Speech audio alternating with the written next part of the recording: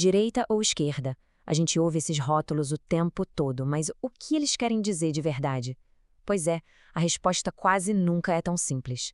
Nessa análise, a gente vai desvendar as ferramentas para entender melhor o espectro político sem cair em simplificações. A verdade é que muita gente se enrola na hora de explicar o que esses termos significam. E olha, não é para menos.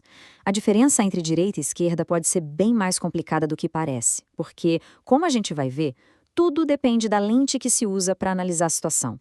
O primeiro passo para entender isso é sacar que aquela imagem clássica de uma linha reta com o extremo de cada lado muitas vezes não dá conta do recado. Ela não consegue capturar o quão complexas são as ideias políticas. Ok, vamos lá. A visão mais comum é essa aí, né? Uma linha única, que se baseia só na economia. De um lado mais Estado, do outro mais mercado. Mas, será que é só isso? Como a gente vai ver, essa é só metade da equação. Para a gente começar a desenrolar esse nó, precisamos olhar a coisa por duas lentes bem diferentes. A primeira é a perspectiva marxista sobre a economia, que, olha, define o campo de batalha de um jeito bem específico. E aqui tem um ponto que muda tudo. Na visão marxista, a linha que divide é radical. Só é de esquerda quem propõe uma alternativa de verdade ao sistema capitalista. Por que isso importa?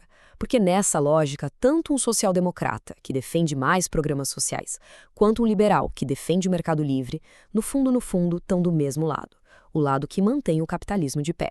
A briga para eles não é sobre reformar, mas sim sobre substituir o sistema. Certo, mas essa não é a única forma de ver as coisas. Vamos agora trocar de lente e entender como a própria tradição liberal enxerga essa divisão na economia. Dentro da tradição liberal, o debate muda da água para o vinho. Aqui, ninguém está discutindo se o capitalismo deve existir ou não. A questão central é o tamanho do Estado na economia. A esquerda defende mais intervenção para corrigir as desigualdades, enquanto a direita acredita que o mercado se regula sozinho. E por que isso é tão importante? Porque é essa lente que define a maior parte dos debates políticos que a gente vê por aí, né? Desde discutir impostos até o tamanho de programas sociais. Então, o ponto crucial é este aqui. A lente marxista vê a luta como sendo contra o sistema capitalista. Já a lente liberal vê a luta dentro do sistema, discutindo o nível de intervenção do Estado.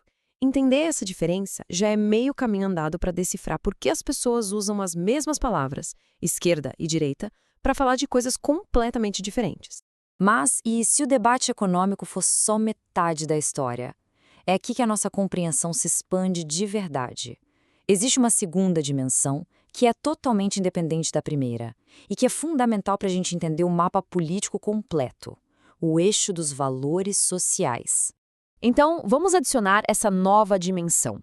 Além do eixo econômico, que a gente já viu, temos o eixo social. Numa ponta, os progressistas. Na outra, os conservadores. E o mais importante de tudo, esses dois eixos são independentes um do outro. E o que isso significa na prática? Bom, progressistas são aqueles que querem avançar ao mudar valores, como, por exemplo, defender o feminismo ou os direitos da comunidade LGBTQIA+. Já os conservadores, como o próprio nome já diz, buscam conservar as instituições e os valores morais tradicionais da sociedade.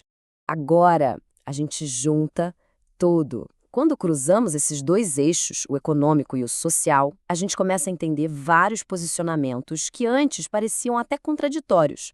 E essa grade ilustra muito bem a complexidade da política real. Com ela, a gente entende como é totalmente possível ser de esquerda na economia, defendendo Bolsa Família, e ser conservador nos costumes, sendo contra o casamento homoafetivo. Ou o contrário, ser de direita na economia, querendo livre mercado, e ser progressista nos costumes, apoiando pautas feministas. As posições não são um pacote fechado, sabe?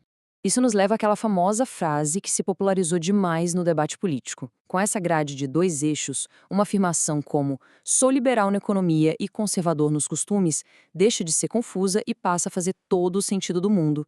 Ela descreve um dos quadrantes que a gente acabou de ver.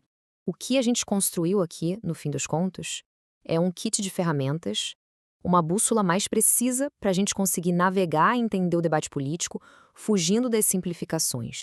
Então, para não se enrolar mais nesse assunto, é só ter em mente esses 4 conceitos.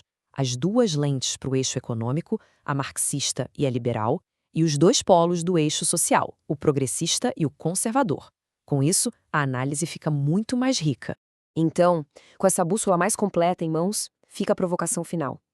Como é que essa forma de enxergar a política em duas dimensões muda a maneira como a gente interpreta os discursos, os posicionamentos e os debates que acontecem todos os dias ao nosso redor?